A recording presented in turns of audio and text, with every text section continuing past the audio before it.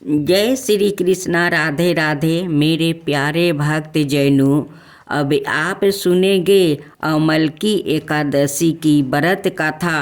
अमल की एकादशी की आप सभी को हार्दिक शुभकामनाएं करती हूँ। ईश्वर आप सभी को सारे मनोकामना पूरा करे। 1000 गौ दान का फल देती है अमल की एकादशी। फागुन शुक्ल पक्ष एकादशी व्रत कथा। मंधाता बोले कि हे वशिष्ठ जी, यदि आप मुझ पर कृपा करें तो किसी ऐसे व्रत की कथा सुनाइए जिससे मेरा कल्याण हो जाए। महर्षि वशिष्ठ बोले कि हे राजन, सब व्रतों से उत्तम और अंत में मोक्ष देने वाले अमल की एकादशी के व्रत का मैं वर्णन करता हूँ। यह एकादशी फागुन माह के शुक्ल पक्ष में होती है। इस व्रत के करने से समस्त पाप नष्ट हो जाते हैं। इस व्रत का फल 1000 गौदान के फल के बराबर होता है। अब मैं आपसे एक पौराणिक कथा कहता हूँ, आप ध्यान पूर्वक सुनिए। एक वैदिश नाम का नगर था जिसमें ब्राह्मण, क्षत्रिय, वैश्य और शूद्र चारों वर्ण आनंद सहित रहते थे।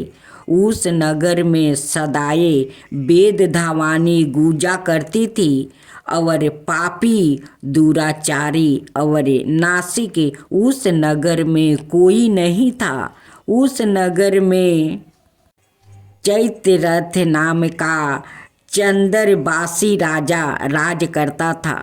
वो अत्यंत विद्वान था और धार्मिक था। उस नगर में कोई भी व्याकृत दलिद्रता वो कंजूस नहीं था। सभी नगरवासी विष्णु भक्त थे और आबाल वृद्धा स्त्री पुरुष एकादशी का व्रत किया करते थे। एक समय फागुन मास के शुक्ल पक्ष की अमल की एकादशी आई। उस दिन राजा, प्रजा और बाल वृद्धा सबने हर्षपूर्वक व्रत किया। राजा अपनी प्रजा के साथ मंदिर में जाकर पूर्ण कुंभ स्थापित करके धूप, दीप, नैवेद्य, पंचरत्न आदि से धात्री आंवले का पूजन करने लगे और इस प्रकार स्तुति करने लगा। हे धात्री, तुम ब्रह्म स्वरूप हो। तुम ब्रह्मा जी द्वारा उत्पन्न हुए हो और समस्त पापों का नाश करने वाले हो। तुमको नमस्कार है। अब तुम मेरे अर्घ्य स्वीकार करो। तुम श्री रामचंद्र जी द्वारा सम्मानित हो। मैं आपकी प्रार्थना करता हूँ, अतः आप मेरे समस्त पापों का नाश करो। उस मंदिर में सबने रात्रि को जागरण किया। रात के समय वहाँ एक पहेलिया आया जो अत्यंत पापी और दुराचारी था। वो अपने कुटुंब का पालन जीव हत्या करके किया करता था। भूख और प्यास से अत्यंत व्याकुल वो पहेलिया इस जागरण को देखने के लिए मंदिर के एक कोने में बैठ गया और विष्णु भगवान और एकादशी महात्म्य की कथा सुनने लगा। इस प्रकार अनाय मनुष्यों की भांति उसने भी सारी रात जाग कर बिता दिया। प्रातः काल होते ही सब लोग अपने घर चले गए तो पहेलिया भी अपना घर चला गया। घर जाकर उसने भोजन किया। कुछ समय बीतने के पश्चात उस पहेलिया का मृत्यु हो गई। मगर उस अमल की एकादशी के व्रत और जागरण से उसने राजा विदुरथ के घर जन्म लिया और उसका नाम वसुरथ रखा गया। युवा होने पर वो चतुरंगी सेना के सहित अवर्धन धनाय से युक्त होकर 10,000 ग्रामों का पालन करने लगा। वो तेज में सूर्य के समान, कांति में चंद्रमा के समान, वीरता में भगवान विष्णु के समान और क्षेमा में पृथ्वी के समान था। वो अत्यंत धार्मिक, सत्यवादी, कर्मवीर था और विष्णु भक्त था। वो प्रजा का समान भाव से पालन करता था। दान देना उसका नित्य कर्तव्य था। एक दिन राजा शिकार खेलने के लिए गया। संयोग से वो मार्ग भूल गया और दिशा ज्ञान ना रहने के कारण उसी वन में एक वृक्ष के नीचे सो गया। थोड़ी देर बाद पहाड़ी मलेच्छ वहाँ पर आ गया और राजा को अकेला देख कर मारो मारो शब्दों कहते हुए राजा की ओर दौड़े। मलेच्छ कहने लगा कि इस दुष्ट राजा ने हमारे माता पिता, पुत्र पौत्र आदि अनेक संबंधियों को मारा है और देश से निकाल दिया है। अतः इसको अवश्य मारना चाहिए। ऐसा कहकर वो मलेच्छ उस राजा को मारने दौड़ा और अनेक प्रकार के अस्त्र शस्त्र उसके ऊपर फेंका। वो सब अस्त्र शस्त्र उनका बार पुष्पा के समान प्रतीत होता है। अब उन मलेच्छों के अस्त्र शस्त्र उल्टा उन्हीं पर प्रहार करने लगा, जिससे वो मूर्छित होकर गिरने लगा। उसी समय राजा के शरीर से एक दिव्या स्त्री उत्पन्न हुई। वो स्त्री अत्यंत सुंदर होते हुए भी उसकी बिरकुटी टेढ़ी थी। उसकी आँखों से लाल लाल अग्नि निकल रही थी, जिससे वो दूसरे काल में सामान्य प्रतीत होती थी। वो अस्त्र मलेच्छों को मारने दौड़ी और थोड़ी ही देर में उसने सब मलेच्छों को काल के गले में पहुंचा दिया। जब राजा सोकर उठा तो उसने मलेच्छों को मारा हुआ देखकर कहा कि इन शत्रुओं को किसने मारा है? इस वन में मेरा कौन हितैषी रहता है? वो ऐसा विचार कर ही रहा था कि आकाशवाणी हुई, हे राजा, इस संसार में विष्णु भगवान के अतिरिक्त कौन तेरी सहायता कर सकता है? इस आकाशवाणी को सुनकर राजा अपने राज्य में आ गया और सुख पूर्वक राज्य करने लगा। महर्षि वशिष्ठ बोले कि हे राजन, यह है अमलकी एकादशी का व्रत प्रभाव था। जो मनुष्य इस अमलकी एकादशी का व्रत करते हैं वो प्रत्येक कार्य में सफल होता है और अंत में विष्णु लोक को जाते हैं। अब सुने भगवान विष्णु की शिवा उपासना और चक्र प्राप्ति की कथा। एक समय की बात है, दैत्य प्रबल होकर सभी लोगों को पीड़ा देने और धर्म का लोप करने लगे। इससे व्यथित होकर देवगण भगवान विष्णु के समीप पहुँचे। श्री हरि ने पूछा, देवताओं, इस समय तुम्हारे आने का क्या कारण है? मैं तुम लोग के किस काम आ सकता हूँ? निसंकोच होकर तुम लोग अपनी समस्या बताओ। देवताओं ने कहा, हे देव रक्षक, हरि हम लोग इस समय दैत्य के अत्याचार से अत्यंत दुखी है। शुक्राचार्य की सलाह और तपस्या के बल से वो प्रबल हो गया है। हम सभी देवता उन पराक्रमी दैत्यों के सामने बेबस होकर उन सब परास्त हो गया है। स्वर्ग पर भी उन अत्याचारियों का राज्य हो गया है। इस समय आप ही हमारे रक्षक है, इसलिए हम आपकी शरण में आया है। हे देवस, आप हमारी रक्षा करें। भगवान विष्णु बोले, देवताओं, हम सभी के रक्षक परमेश्वर शिव है। उन्हीं की कृपा से मैं धर्म की स्थापना और असुरों का विनाश करता हूँ। तुम लोग का कष्ट दूर करने के लिए सभी मैं उन्हीं सबर लोग परमेश्वर की उपासना करूँगा। मुझे विश्वास है कि वो परम दयालु शिव अवश्य प्रसन्न होंगे और तुम लोगों का दुख दूर करने के लिए वो कोई ना कोई मार्ग भी ढूंढ निकालेंगे। देवताओं से ऐसा कहकर श्री हरि महादेव की उपासना करने के लिए कैलाश गया।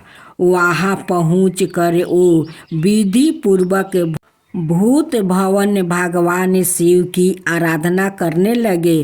वो नृत्य हजार नामों से परमेश्वर शिव की स्तुति करते और प्रत्येक नामों चरण के साथ एक एक कमल पुष्पा अपने आराध्या को अर्पित करते।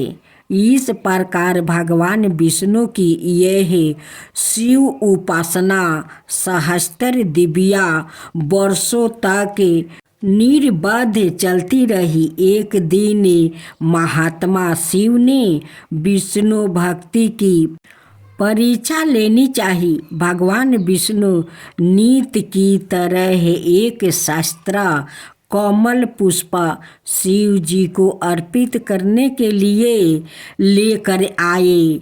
लीलाधारी महादेव ने उसमें से एक कमल पुष्प कहीं छिपा दिया। शिव की माया के द्वारे घटित इस घटना का पता श्री हरि को भी नहीं लगा। उन्होंने गलती में एक कमल पुष्प कम पाकर उसकी खोज आरंभ की। पूरी पृथ्वी का भ्रमण कर लिया, परंतु कहीं भी उन्हें वह कमल पुष्प नहीं मिला। तदंतर ढूंढे व्रत का पालन करने वाले भगवान विष्णु ने अपना एक कमल व्रत नेत्रा ही उस कमल पुष्पा के स्थान पर शिवा प्रीत कर दिया। श्री हरि के इस अद्भुत त्याग से परमेश्वर तत्काल प्रसन्न हो गए और प्रकट होकर बोले, विष्णु, मैं तुम पर बहुत प्रसन्न हूँ। इच्छा अनुसार वर मांगो, मैं तुम्हारी प्रत्येक कामना पूरी करूँगा। तुम्हारे लिए मेरे पास कुछ भी आदेश नहीं है। भगवान विष्णु ने कहा, नाथ, आपसे मैं क्या कहूँ? आप तो सवाए अंतर्यामी है। संसार की कोई बात आपसे छिपी नहीं है। आप सब कुछ जानते हैं। फिर भी अगर मेरे ही मुख से सुनना चाहते हैं तो सुनिए। प्रभु, दैत्यों ने संपूर्ण संसार को दुखी कर रखा है। धर्म की मर्यादा नष्ट हो गई है। अतः धर्म की स्थापना और साधु संरक्षण के लिए दैत्यों का वध आवश्यक है। मेरे अपने अस्त्र शस्त्र उन दैत्यों के विनाश में समर्थ है, इसलिए मैं आपकी शरण में आया हूँ। भगवान विष्णु की मिनती सुनकर देवाधिदेव शिव ने उन्हें अपना सुदर्शन चक्र दिया। उस दिव्या चक्र के द्वारा श्री हरि ने बिना किसी शर्म के समस्त प्रबल दैत्यों का संहार कर डाला। संपूर्ण जगत का संकट समाप्त हो गया, देवता सुखी हो गया। इस प्रकार भगवान विष्णु को सुदर्शन चक्र के रूप में एक दिव्या आहुति की प्राप्ति भी हो गई। अब आप सुने बटुल भगवान की कथा। बटुल भगवान के बहुत बड़े भक्त हुए हैं। उनका ध्यान सदा बटुल भगवान के दर्शन, भजन और कीर्तन में ही लगा रहता था। सांसारिक कार्यों में उनका जरा भी मन नहीं लगता था।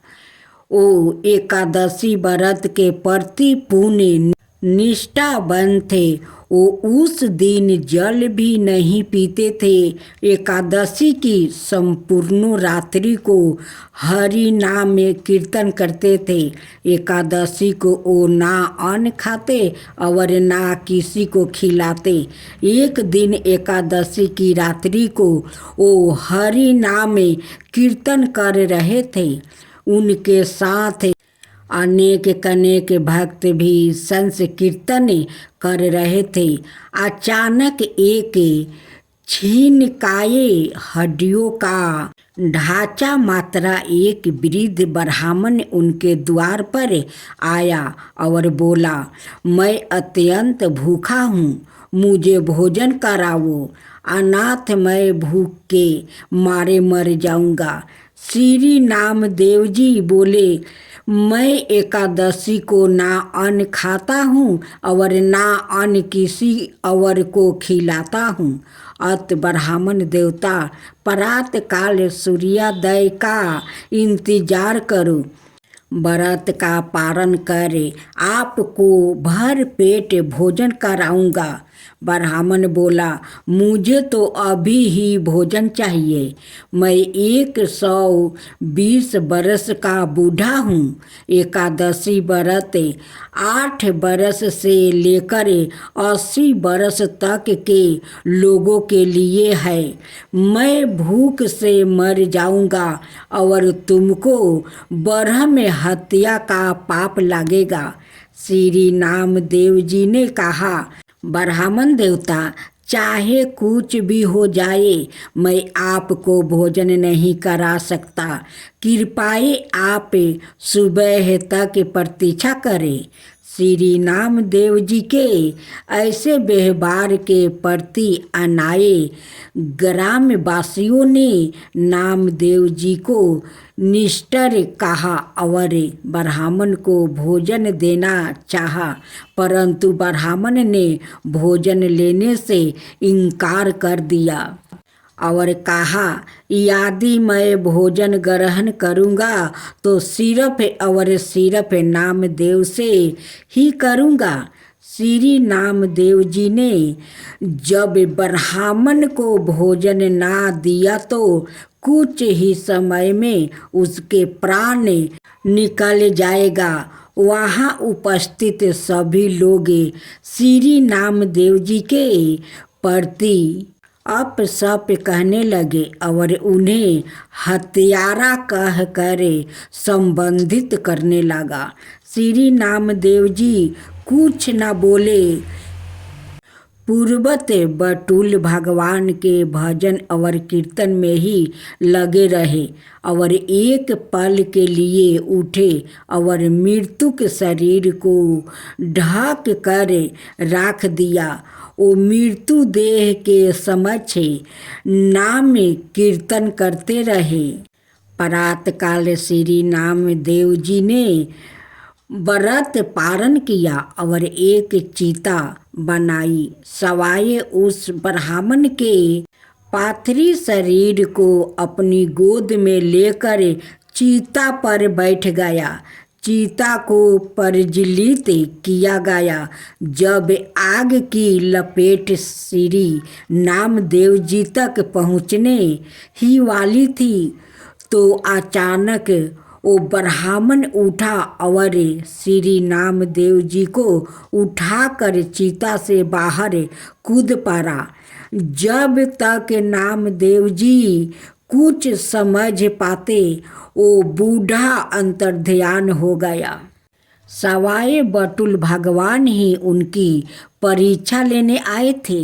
इस घटना को देखकर सब आश्चर्यचकित हो गया और श्री नामदेव जी की जयकारा करने लगा। धन्य है श्री नामदेव जी।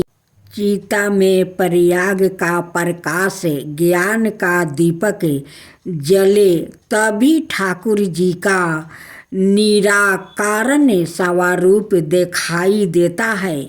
भगवत श्रवण से चित्त रूपी दीपक जलाने का प्रयास मानव को करना चाहिए। मानव को अज्ञानता से लड़ना चाहिए, मगर आलोचन और अज्ञानता पर चर्चा करके अपना समय बर्बाद नहीं करना चाहिए।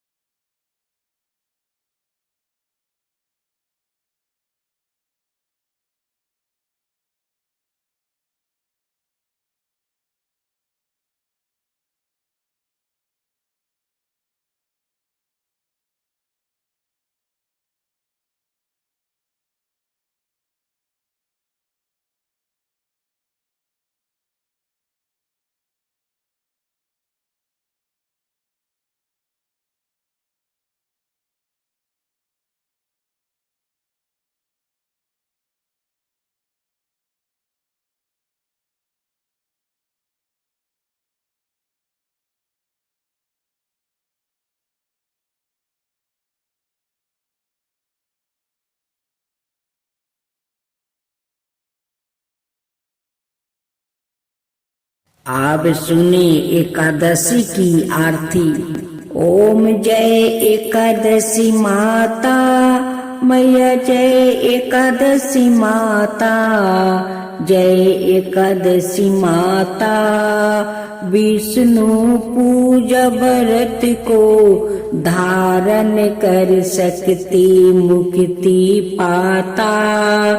तेरे नाम गिनाऊं देवी, भक्ति प्रदान करनी। गुनी गर्भ को देवी माता, शास्त्रों में बरनी।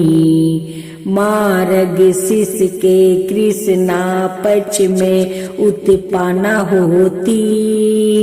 शुक्ल पक्ष में मोक्षदायिनी, पापों को धोती।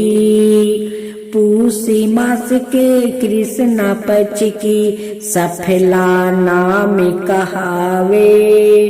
शुक्ल पक्ष में होए पुत्र राधा, आनंद अधिक रहे। नाम षष्ठीला माघ मास में कृष्ण पक्ष आवे। शुक्ल पक्ष में जाया कहावे, विजाया सादा पावे। विजाया फागुन कृष्ण पक्ष में शुक्ला आमल की। पाप मोचनी कृष्ण पक्ष में चैत्रा मास बल की। चैत्रा शुक्ल में नामे कदमा, धन देने वाली। नाम बरथुनी कृष्ण पक्ष में बैसाखी महाउली।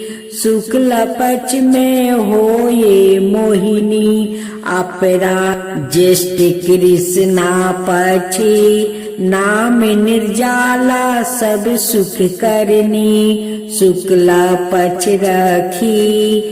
योगिनी नाम आषाढ़ में जानो, कृष्ण पक्ष बरनी। देवसायिनी नाम कहावे, शुक्ला पक्ष धरनी। कमिका श्रवण मास में आवे, कृष्ण पक्ष कहिए। सौरन शुक्ला होए पुत्र राधा, आनंद से रहिए। आजा भाद्रपद कृष्ण पक्ष की, बरथुनी शुक्ला पक्ष इंदिरा। आश्विन कृष्ण पक्ष में व्रत से भवसागर निकला। पाप कुसा है शुक्ल पक्ष में, पाप हरनहारी। राम मासे कार्तिक में आवे, सुखदायक भरी। देवथान शुक्ल पक्ष की, दुखी न सक मैया। लोध मास की करू मिनती, पार करो नैया। शुक्ल लोध में होए पद्मिनी, दुख दरिद्र हरनी।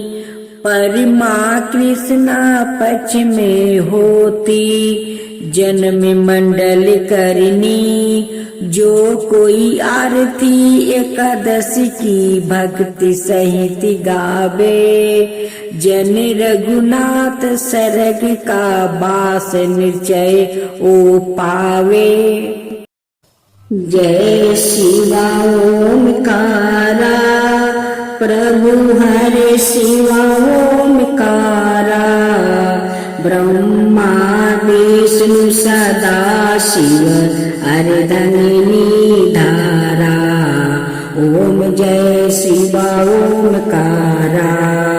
एकानन चतुरानन पंचानन राजे, शिव पंचानन राजे। हंसासन गरुड़ासन, विषवाहन साजे। ओम जय शिवा ओमकारा। दो भुज चार चतुर भुज दस भुज अति सोहे तीनों रूप निरखता त्रिभुवन जनि मोहे ओम जय शिवा ओमकारा। अक्षर माला बने माला मंदी माला तारी चंदन मृग मद सोहे बोले सुभिकारी ओम जय शिवा ओमकारा। श्वेतांबर पीतांबर गंबरे अंगे सनिकादिके बरे मादिकी भूतादिकी संगे ओम जय शिवा ओमकारा। करिके मध्यम कमंडल चक्र त्रिशूल धरता जग करता जग भरता जग पालन करता ओम जय शिवा ओमकारा। ब्रह्मा विष्णु सदा शिव जानते अविवेका प्राण बचर के मध्यम याहे तीनों एका ओम जय शिवा ओमकारा। तिरगुण शिव जी के आरती जो कोई नर गावे शिवा जो कोई नर गावे कहत शिवानंद स्वामी मन भजत शिवानंद स्वामी मन बाचित फल पावे ओम जय शिवा ओमकारा जय शिवा ओमकारा।